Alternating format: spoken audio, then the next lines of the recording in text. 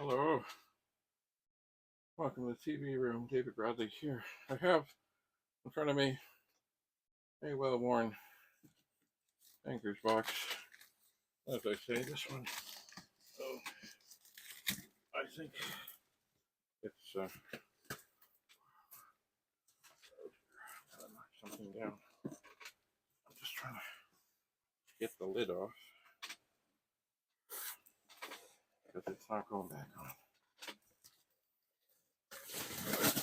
Okay, so, a beautiful thing for the recycling.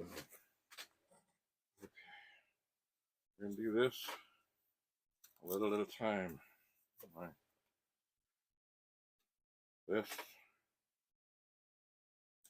This book has been used.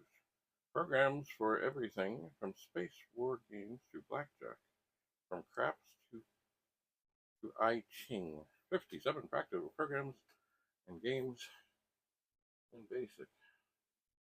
That brings back memories. I don't know if I ever did this, so it's from Radio Shack. Anyway, and of course, what does it have on the front? There. It's a TRS-80 thing. Anyway, I don't know if I ever did anything from this book, but I remember the days of sitting and typing and typing and typing and typing, and ultimately there would often be an error.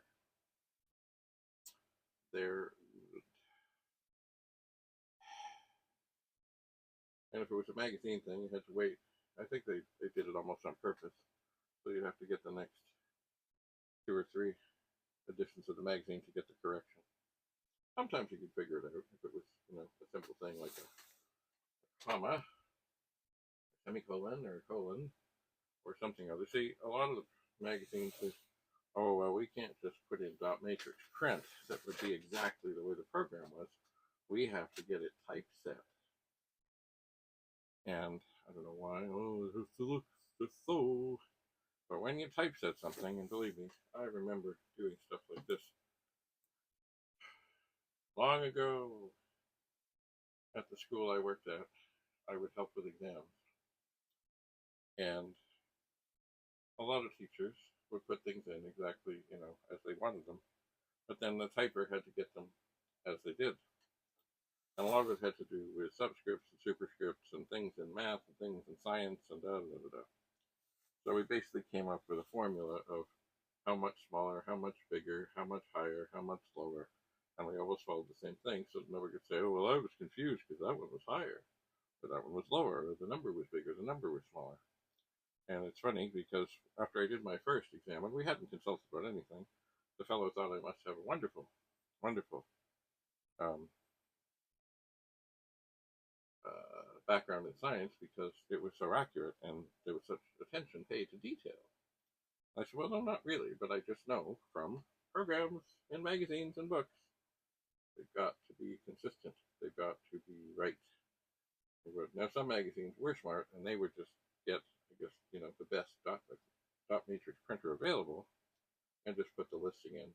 And then, if the program was fine, the program was dandy, there was no reason to ever put out a correction.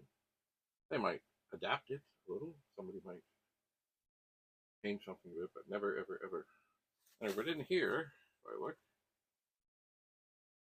oh yeah, they're all exits. Yeehaw. Alright, well, we're going to put that down. Next time, we'll look and see what else we can find in this box. Have a lovely day. Bye for now.